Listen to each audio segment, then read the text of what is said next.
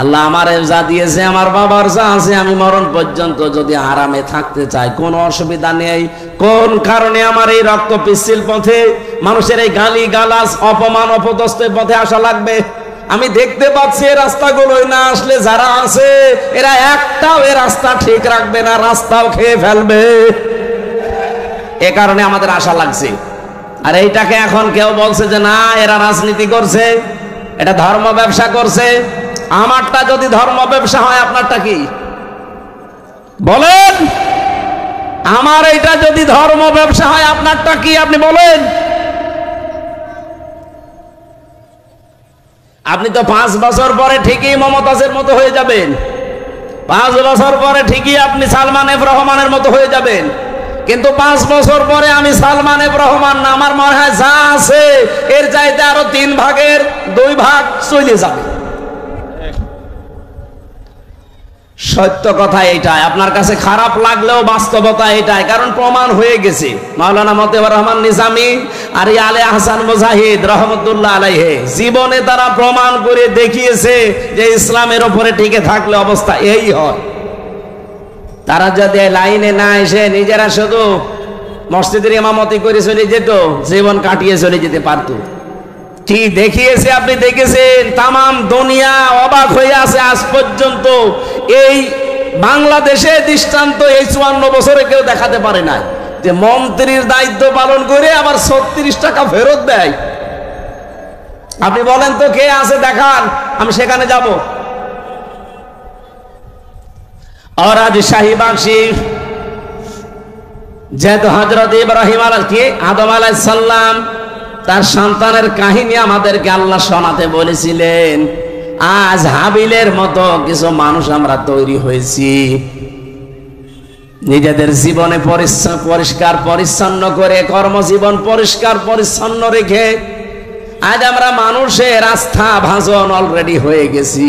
কিন্তু কাবিল যেটা, ও নিজেকে নিজে সংশোধন না করে, ওরটা কেন কবুল হয়নি ওগুলো আবিষ্কার না করে আমারটা হয়েছে ও আমাকেই মেরে ফেলতে চায়।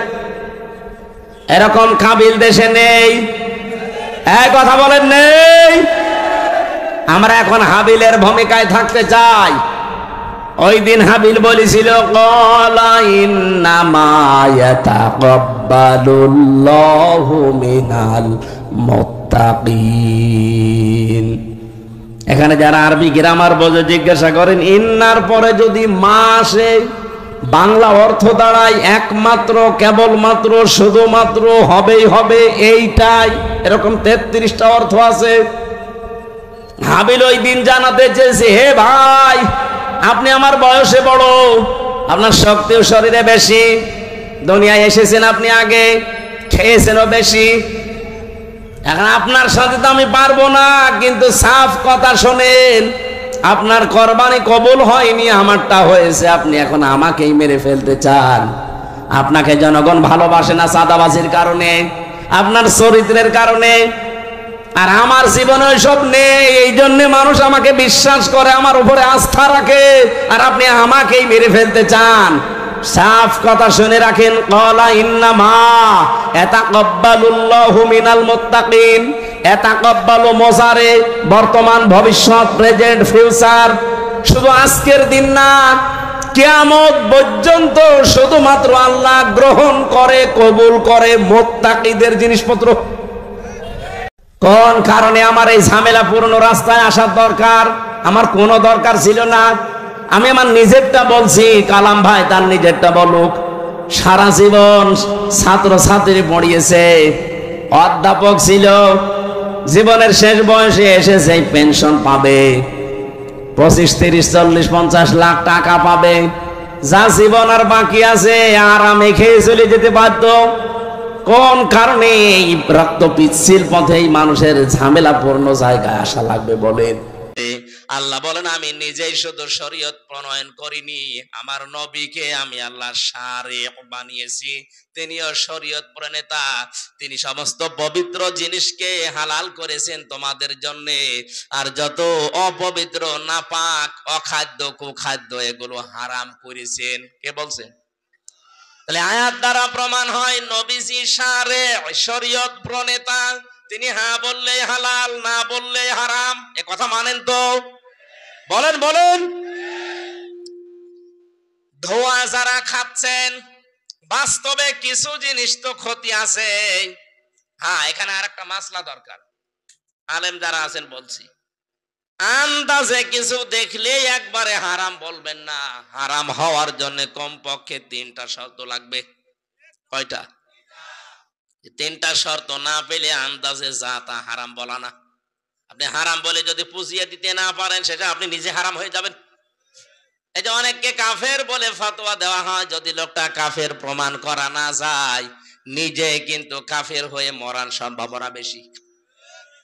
কোন নেককার, কোন মহসেনা, কোন নিরপরাধ, অজ্ঞাত এরকম কোন মহিলা যে বিষয়ে জানে না, তার উপরে যদি কেউ জেনার তহমত দেয়, ব্যভিচারের আঘাত হানেছে, ব্যভিচারিয়ে জেনা করেছে, ওই মহিলা যদি সত্যি ওই কাজ না করে থাকে, আর আপনি যদি 4 জন সাক্ষী জোগাড় করতে না পারেন, তাহলে আপনার শাস্তি দুনিয়ায় 2টা, আর মরণের পরে যা হবে এটা আল্লাহ জানে।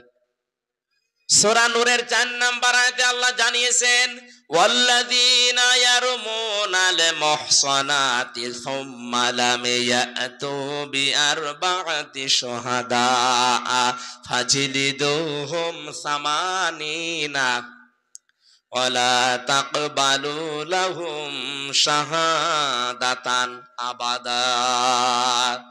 কোন মুহসিনা নেককার এরকম মহিলার প্রতি যদি কেউ জেনা ব্যভিচারের তহমত লাগায়, আর 4 জন সাক্ষী যদি প্রমাণ করতে না পারে, 1 নাম্বার শাস্তি হচ্ছে ওই লোকটার ওকে 80টা চামড়ার চাবুক দিয়ে বেত মারা লাগবে।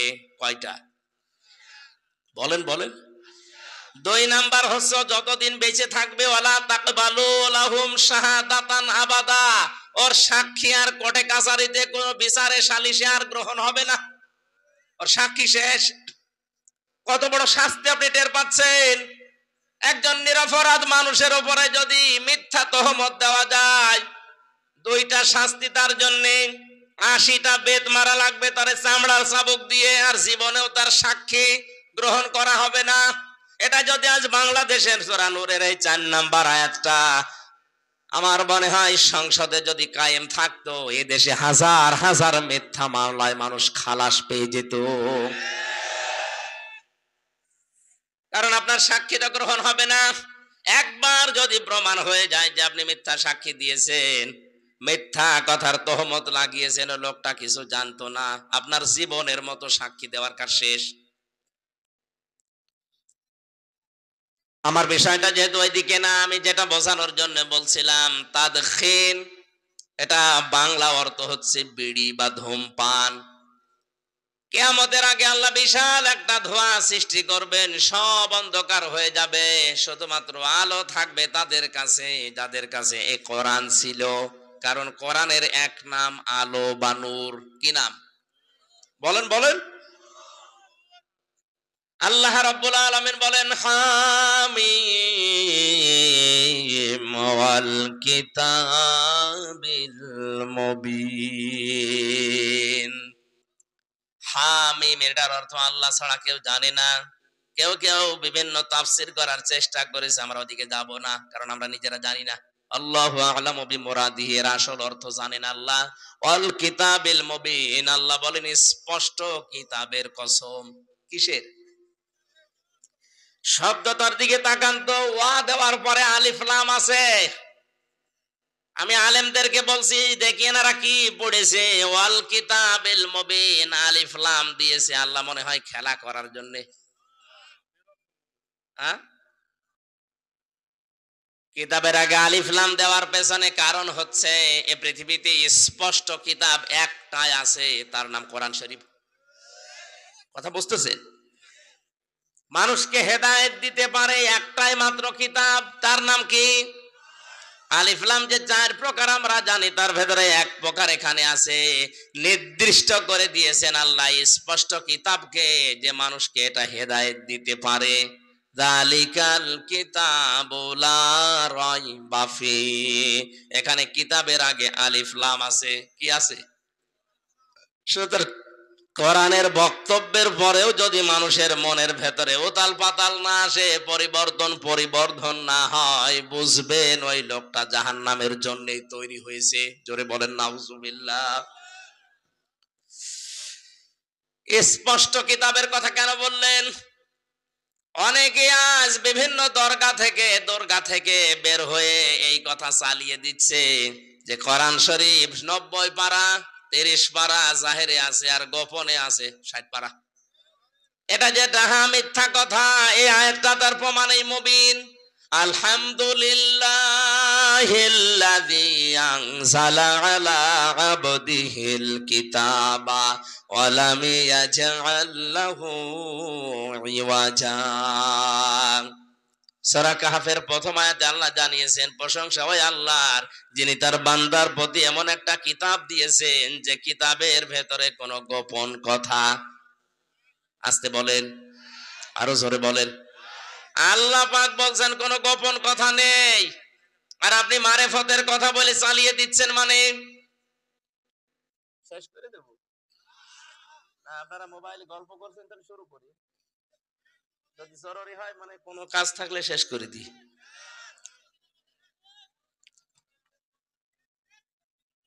না, এই জায়গাতে যেটা নিয়ে আমি কথা বলার জন্য মানে বসেছি, বিশেষ করে যে শবে বরাত আর কয়দিন পরে শুরু হবে না, এটা নিয়ে দ্রমজাল তৈরি হয়ে আছে আমাদের দেশে, ভারতে, পাকিস্তানে, এই সমস্ত দেশে।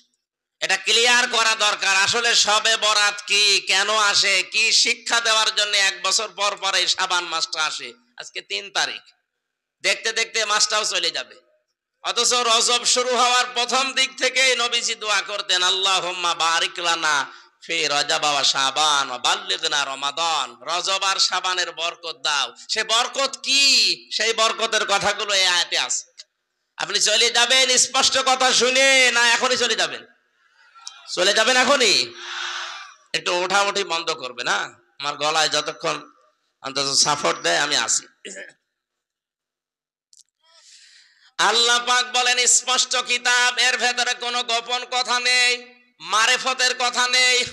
আজ যারা শরীয়ত, মারেফত, তরিকত, হকিকত বিভিন্ন নাম দিয়ে দরবার খুলেছেন, কসম করে বলছি একটাও এর সাথে টেকে না। কারণ শরীয়তের বিধান স্পষ্ট। মারেফত বলতে যেটা আপনি বোঝাচ্ছেন, উরফুন থেকে শব্দটা আসা, আরাফা ইয়ারিফু মানে পরিচিত হওয়া। ইসলামের কোন বিধানের সাথে কেউ যদি পরিচিত হয়, আমরা তাকে মারেফত বলি। নামাজ, শরীয়ত, নামাজ পড়া লাগবে কি কি কি নিয়মে, এটা জেনে পড়ার নাম হচ্ছে মারেফত। যাকাত, শরীয়ত 8টা জায়গায় যাকাত দেওয়া লাগে, ওইটা জেনে যাকাত দেওয়ার নাম মারেফত। তাহলে মারেফত বলতে ফকিরেরা যেটা বোঝায় যে গোপন জিনিস, ওরে মায়ের ছাড়া কোনো ঔষধ আছে? এটা সব বাট মারি সিটারি ছাড়া কিছু না। আর এগুলো চলে বেশি কুষ্টিয়ায়। আল্লাহর ওলি শুয়ে আছে ওখানে, মারেফতের পীর, শরীয়তের পীর।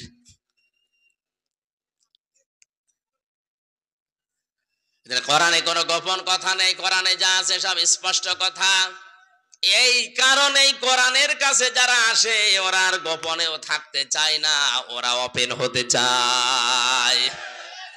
কিছু কিছু মানুষ এই দিনকালের অবস্থা দেখে বলে, হুজুর দিনকাল ভালো না, গোপনে আছি। গোপনে আছি মানে, আরে ভাই দিনকাল কি 1500 বছর আগে ভালো ছিল? বলেন। প্রকাশ্য মানুষকে চিরিয়ে ফেলা হয়েছে, শরীর থেকে চামড়া ছিলে লবণ দেওয়া হয়েছে। হযরতে বেলাল, তার দিকে তাকান, হযরতে খবাইব, খাব্বাব, পিঠের ভেতরে চাকা চাকা গর্ত হয়ে গিয়েছিল। আপনি বলছেন দিনকাল ভালো না, গোপনে আছে? আরে শয়তান, দিনকাল তো আরো খারাপ ছিল 1500 বছর আগে। হ্যাঁ, সবার জন্য ওই রকম দিন আসে নাই।